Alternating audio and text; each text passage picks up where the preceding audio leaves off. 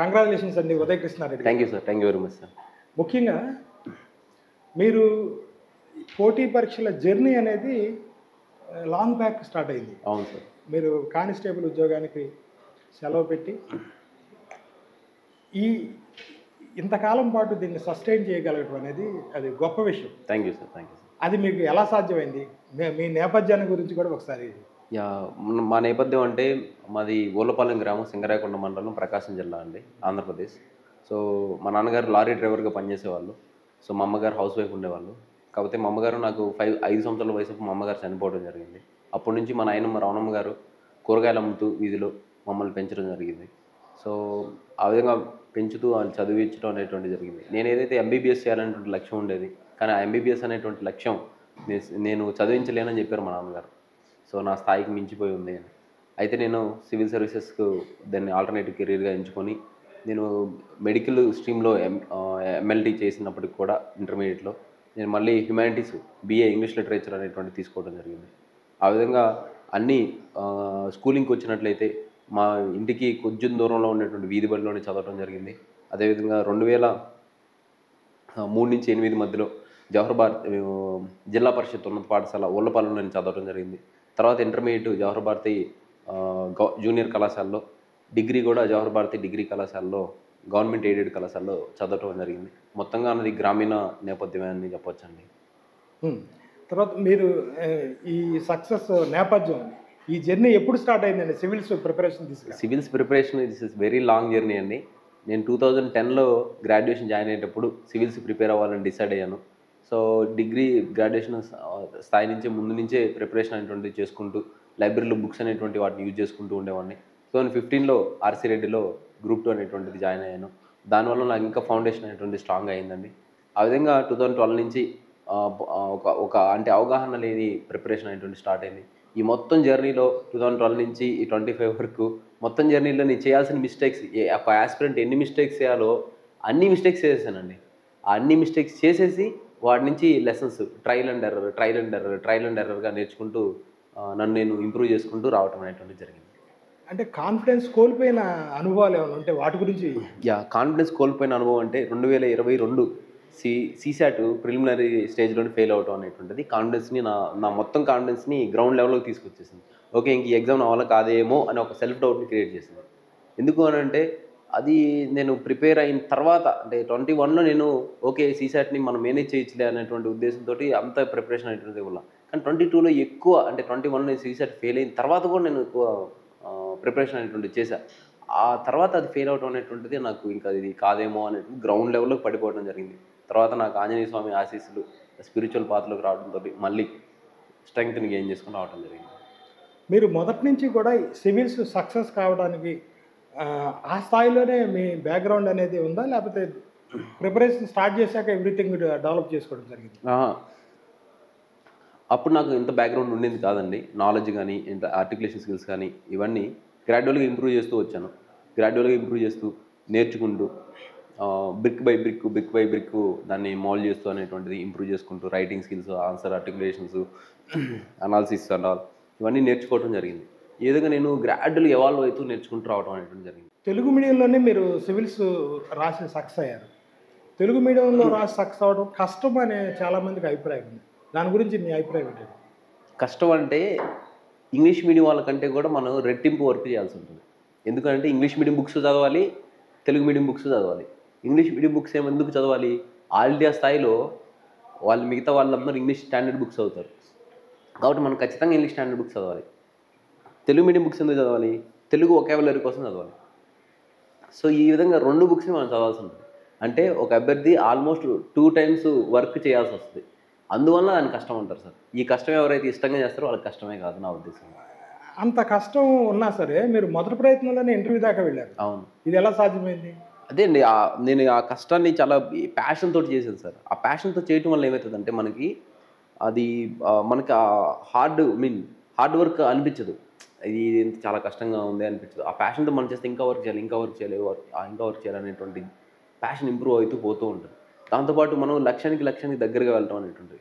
అయితే 2019లో నేను ఫస్ట్ అటెంప్ట్లో ఇంటర్వ్యూకి వెళ్ళటం దానికి కాంట్రిబ్యూషన్ అయినటువంటి ఆస్పెక్ట్స్ ఏంటంటే ఆర్సీ రెడ్డిలో గ్రూప్ 2 ఫౌండేషన్ ఒకటి, దాని తర్వాత నేను సెల్ఫ్గా నోట్స్ అనేటువంటిది కూడా మేక్ చేసుకున్నాను. నోట్స్ ప్రిపరేషన్ ఎన్సీఆర్టీసీ నుంచి స్టాండర్డ్స్ బుక్ నుంచి వీటిని నోట్స్ ప్రిపేర్ చేసి కన్సాలిడేటెడ్గా పెట్టుకున్నాను. రాక్ సాలిడ్ సబ్జెక్ట్కి ఒక బుక్కే, ఇంకా అదే మల్టిపుల్ టైప్స్ రివిజన్ చేయడం అనేటువంటిది జరిగింది.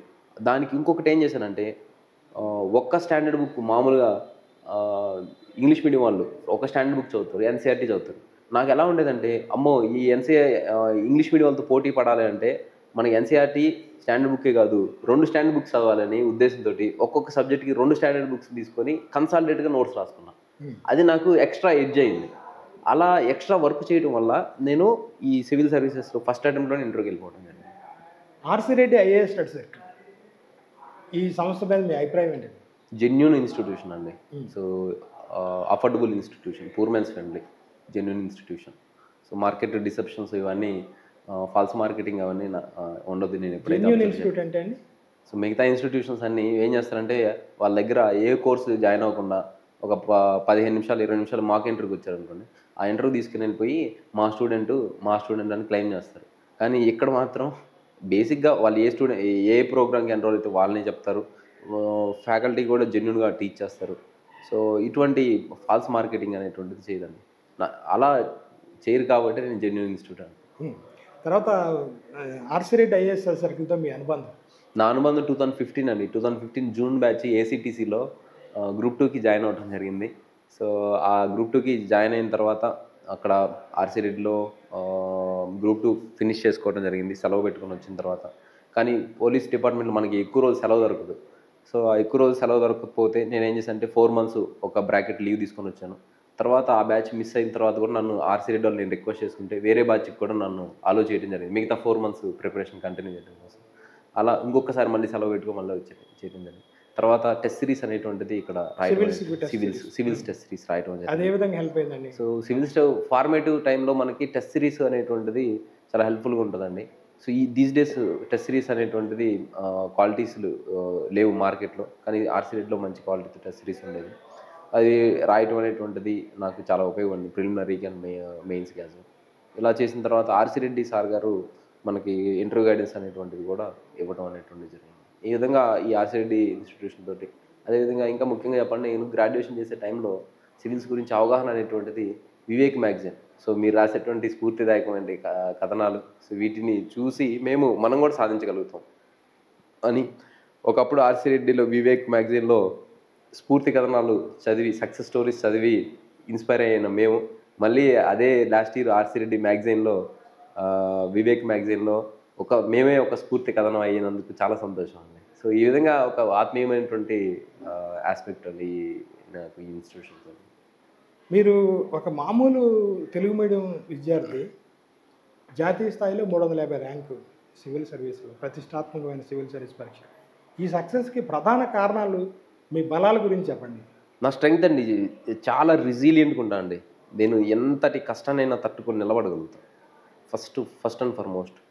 రెండోది ఏంటంటే నాకు ఒక టార్గెట్, ఒక లక్ష్యం అనేటువంటి దాన్ని నేను టార్గెట్ చేసుకున్నప్పుడు నేను దానికి ఎంత పని చేయాలో 100% పని చేయాలనుకుంటే నేను 100కి 110% పని చేయగలుగుతాను, చేసేస్తా కూడా.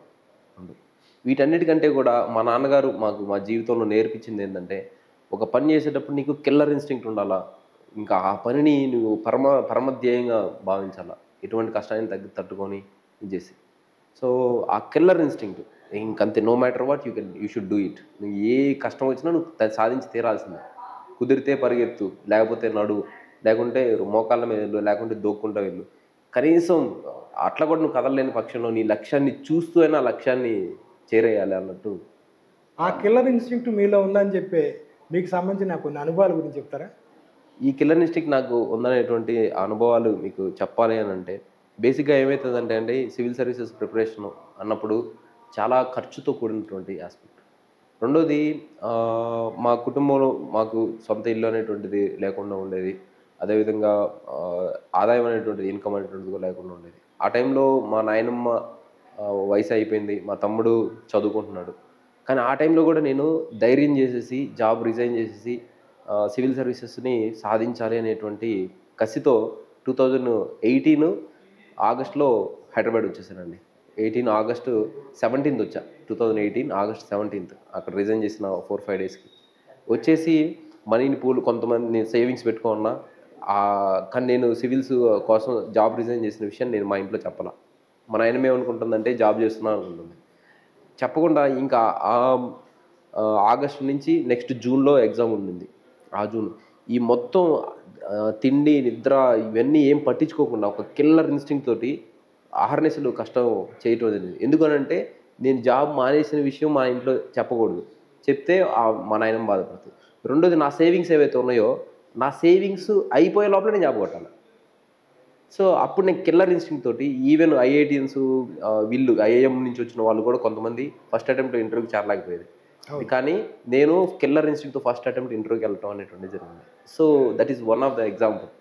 తర్వాత ఇంకా కిల్లర్ ఇన్స్టింక్ట్లో ఇంకా మీకు ఎగ్జాంపుల్ చెప్పాలంటే 21, 22 సీసాట్ పేపర్ని ఫెయిల్ అవడం జరిగింది.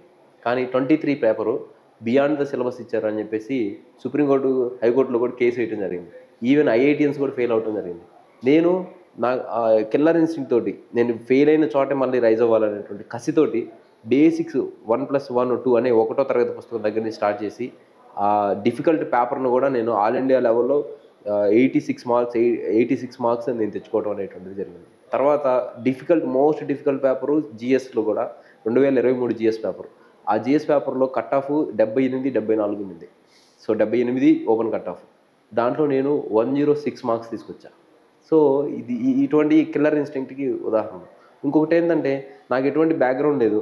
నేను పోలీస్ కానిస్టేబుల్గా ఉన్నటువంటి నేను గ్రౌండ్లో ఏదో ఒక స్టేషన్లో ఏదో ఒక మూలన నా పైన కానిస్టేబుల్ ఉంటాడు, హెడ్ కానిస్టేబుల్ ఉంటాడు, సీనియర్ కానిస్టేబుల్స్ ఉంటారు, హెడ్ కానిస్టేబుల్ ఉంటారు, హెడ్ కానిస్టేబుల్ పైన ఏఎస్ఐ ఉంటారు, ఏఎస్ఐ పైన ఎస్ఐ, ఆయన పైన సిఐ గారు, సిఐ తర్వాత డిఎస్పి గారు, ఇలా డిఎస్పి, దాని తర్వాత అడిషనల్ ఎస్పీ అడ్మిన్, తర్వాత ఎస్పీ. ఇంత హైరార్కీలో కూడా నేను ఖచ్చితంగా ఎస్పీ అవ్వగలుగుతాను అనేటువంటి ఆ బిలీఫ్ ఏదైతే ఉందో ఆ బిలీఫ్నే నేను కిల్లర్ ఇన్స్టింక్ట్గా అనుకుంటాను. సో ఈ రోజున అక్కడి నుంచి ఇక్కడికి రాగలిగానంటే అది కిల్లర్ ఇన్స్టింక్ట్ వల్లే సాధ్యమని ఈ 3 ఉదాహరణలు చెప్పగలను. ఈ నమ్మకం, ఆత్మవిశ్వాసం, బలం ఇవన్నీ ఓకే ఒక మనిషి జీవితంలో. మీ ఆర్థిక పరిస్థితి అంతంత మాత్రమే. కానిస్టేబుల్గా మీకు వచ్చే జీతం అనేది ప్రతి నెల మీ అవసరాలకు సంబంధించిన మ్యాటర్ అది. అవును. ఆ ఉద్యోగాన్ని వదిలిపెట్టాలంటే చాలా ధైర్యం కావాలి. అవును. ఆ రోజు మీకు ఉన్న ధైర్యం ఎలా వచ్చింది? ఆ ధైర్యం ఎట్లా అంటే నేను ప్రిపేర్ అయితే నేను కొట్టగలను అనే కిల్లర్ ఇన్స్టింక్ట్, డెడికేటెడ్గా వర్క్ చేస్తాను, నేను రాజీ పన్ను అనేటువంటి ఒక ధైర్యం. దాంతోపాటుగా నేను ఏం చేశాను, కొంత సేవింగ్స్ పెట్టుకున్నా. ఆ సేవింగ్స్ దాంతోపాటు మా మావయ్య గారు దగ్గరికి వెళ్ళి నేను రిజైన్ చేసిన తర్వాత వెళ్ళి నేను రిజైన్ చేయాలనుకుంటున్నాను ఆప్షన్ ఇవ్వాల అనుకుంటే ఆయన ఓకే నువ్వు ఎంత దూరం వెళ్ళినా నేను సపోర్ట్ చేస్తానని చెప్పారు. తర్వాత మా ఫ్రెండ్స్, సో శివకుమార్ గారు అని సబ్ ఇన్స్పెక్టర్ ఉన్నారు, వాళ్ళు ఏంటంటే బ్యాకప్ సిస్టమ్ లాగా ఫైనాన్షియల్గా హెల్ప్ చేయడం కోసం అనేటువంటి నేను, మా ఫ్రెండ్ యోగి, సో ఇలాంటి వారందరినీ నేను బ్యాకప్ సిస్టమ్గా పెట్టాను. సో అనుకున్నట్టే ఫస్ట్ అటెంప్ట్ ఇంటర్వ్యూకి వెళ్ళిపోయాను. అప్పుడే సక్సెస్ వచ్చేసిద్దేమో, ఇంకా దానికి అక్కడే ముగింపు అవుతుందేమో అనుకున్నా. కానీ జీవితం అనేటువంటిది ఇంకా టెస్టింగ్ పెట్టింది, మలుపులు తిప్పింది. సో ఫైనల్గా ఇక్కడ వరకు రావడం జరిగింది.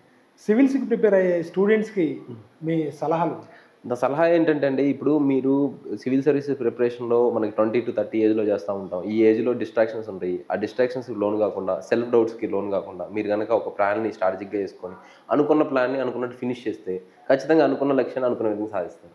సో ఇలా ఆ డిస్ట్రాక్షన్స్, సెల్ఫ్ డౌట్ అనేటువంటివి ఉండకూడదండి. ఈ రెండు ఉండకుండా, డిస్ట్రాక్షన్స్ అంటే తెలుసు, మొబైల్, ఫ్రెండ్స్, పీర్ గ్రూపు, లేకుంటే గేమ్స్, ఆన్లైన్ గేమ్స్ అని, లేకపోతే బెట్టింగ్స్, తర్వాత రిలేషన్షిప్స్, ఇటువంటి డిస్ట్రాక్షన్స్కి గురి కాకూడదు, సెల్ఫ్ డౌట్స్కి గురి కాకుండా మనం అనుకున్న పని అనుకున్నట్టుగా డెడికేట్గా పనిచేస్తే, దైవాశీస్సులతో దైవానికి స్పిరిచువల్గా ఉంటే ఖచ్చితంగా మనం ర్యాంక్ సాధించగలుగుతాం.